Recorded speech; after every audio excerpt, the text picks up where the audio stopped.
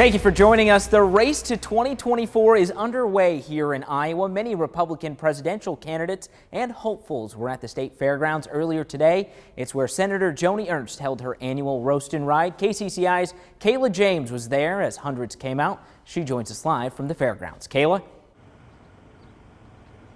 And Senator Ernst says this was her biggest roast and ride yet in terms of both attendees and the number of candidates coming for and looking for the presidency spot.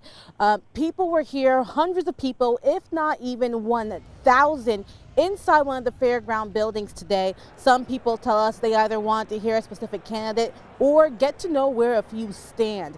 8 candidates and hopefuls here today, mingling with voters. Nothing was left unsaid as speeches touched on everything from the southern border, the economy, energy, and so much more. While some candidates shared what they would do if elected, others who haven't yet formally announced a run gave an idea on if and when they will make that reveal.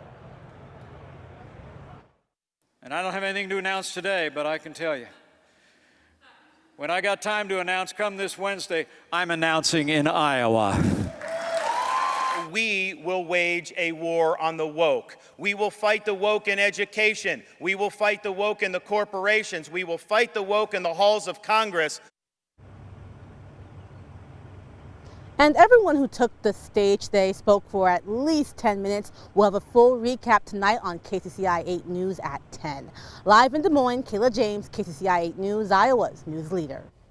Thank you, Kayla. It was the 8th annual ride this morning. Senator Ernst rolled into the Big Barn Harley-Davidson on Des Moines' north side a little after 9:30.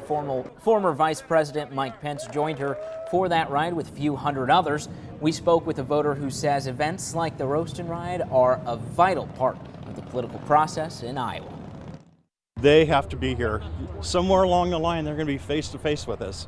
Whichever one of us it is, somebody is going to be face to face with them, and they'll have to speak to us directly. So that's what's nice. Proceeds from this year's ride benefit the Freedom Foundation of Cedar Rapids. It provides a number of services to veterans.